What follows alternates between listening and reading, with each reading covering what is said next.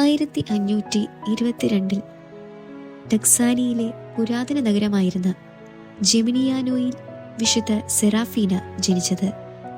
അവളെ ഫിന എന്നും വിളിച്ചിരുന്നു.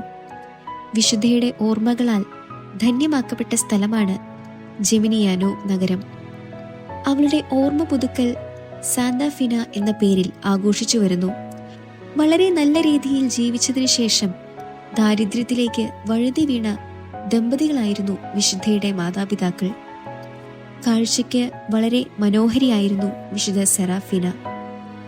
വളരെ ദാരിദ്ര്യത്തിലായിരുന്നു അവർ ജീവിച്ചിരുന്നതെങ്കിലും അവൾ പലപ്പോഴും തൻ്റെ ഭക്ഷണത്തിൻ്റെ ഒരു ഭാഗം ദാരിദ്ര്യത്തിൽ കഴിയുന്നവർക്കായി ദാനം ചെയ്യുക പതിവായിരുന്നു. അവൾ തൻ്റെ ഭവനത്തിൽ സന്യാസപരമായ ജീവിതമായിരുന്നു നയിച്ചിരുന്നത്. പകൽ മുഴുവൻ തുന്നൽ പണികളും രാത്രിയുടെ ഭൂരിഭാഗം പ്രാർത്ഥനയിലുമാണ് അവൾ ചിലവഴിച്ചിരുന്നത്. അവൾ യുവതിയായിരിക്കെ തന്നെ അവളുടെ പിതാവ് മരണപ്പെട്ടു.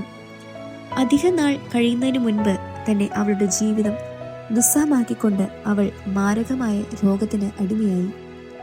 അവളുടെ കൈകളും കാലുകളും നേത്രങ്ങളും പാദങ്ങളും മറ്റ് ആന്തരിക അവയവങ്ങളും മരവിച്ച് തളർവാദം പിടിച്ചതുപോലെയായി. സെറാഫീനയുടെ രൂപഭംഗിയും ആകർഷത്വവും നഷ്ടപ്പെടുകയും കാഴ്ചയ്ക്ക് വളരെ വിരൂപയായ ഒരു സ്ത്രീയായി തീരുകയും ചെയ്തു. കർത്താവിന്റെ കുരിശിലെ സഹനങ്ങളെ പോലെ സഹനമനുഭവിക്കാനുള്ള ആഗ്രഹത്താൽ 6 വർഷത്തോളം അവൾ ഒരു മരപ്പലകയിൽ അനങ്ങുവാനും തിരിയുവാനും കഴിയാതെ ഒരേ അവസ്ഥയിൽ തന്നെ കിടന്നു. ജോലി ചെയ്യുവാനും യാചിക്കുവാനുമായി അവളുടെ മാതാവ് മണിക്കൂറുകളോളം അവളെ ഒറ്റയ്ക്കാക്കി പോകുമായിരുന്നു. എന്നിരുന്നാലും അവൾ യാതൊരു പരാതിയും പറഞ്ഞിരുന്നില്ല.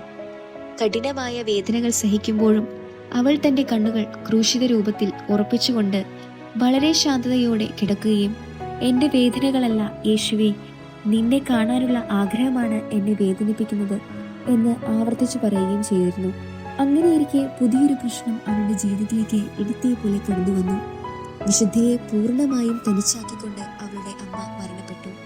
ബെൽവിയ എന്ന പേരായ തന്റെ വിശ്വസ്തയായ ഒരു കൂട്ടുകാരി ഒഴികെ അവൾ പൂർണ്ണമായും സമൂഹത്തിൽ അവഗണിക്കപ്പെടുകയും അധിക നാൾ ജീവിച്ചിരിക്കുകയില്ലെന്ന കാര്യം ഏറെക്കുറെ ഉറപ്പാക്കുകയും ചെയ്തു. ദരിദ്രരായ അയൽക്കാരുടെ സന്ദർശനങ്ങൾ വല്ലപ്പോഴും ഒരിക്കലായി ചുരുങ്ങി. അങ്ങനെയിരിക്കെ ആരോ അവളുടെ മഹാനായ വിശുദ്ധ ഗ്രിഗറിയെക്കുറിച്ചും അദ്ദേഹത്തിന്റെ സഹനങ്ങളെക്കുറിച്ചും പറഞ്ഞു. ഇത് അവളിൽ അദ്ദേഹത്തെ പ്രതി ഒരു പ്രത്യേക ബഹുമാനം ഉളവാക്കുന്നതിന് കാരണമായി. ദൈവത്തിന്റെ ഇടപെടൽ കൊണ്ട് നിരവധി അസുഖങ്ങൾ പരീക്ഷിക്കപ്പെട്ട വിശുദ്ധ ഗ്രിഗറിയെ പോലെ താനും തന്റെ സഹനങ്ങൾ ക്ഷമാപൂർവ്വം സഹിക്കുമെന്ന് അവൾ പ്രാർത്ഥിച്ചു. വിശുദ്ധ ഗ്രിഗറി അവൾക്ക് ദർശനം നൽകിക്കൊണ്ട് ഇങ്ങനെ പറഞ്ഞു: പ്രിയപ്പെട്ട മകളെ, എന്റെ തിരുനാൾ ദിവസം നിനക്ക് ദൈവം വിശ്രമം തരും. വിശുദ്ധന്റെ വാക്കുകൾ പോലെ തന്നെ അവൾ തിരുനാൾ ദിവസം ലോകത്തോട് വിട പറഞ്ഞു. അവളുടെ മധ്യസ്ഥയാൽ നിരവധി അത്ഭുതങ്ങൾ നടന്നതായും പറയപ്പെടുന്നു.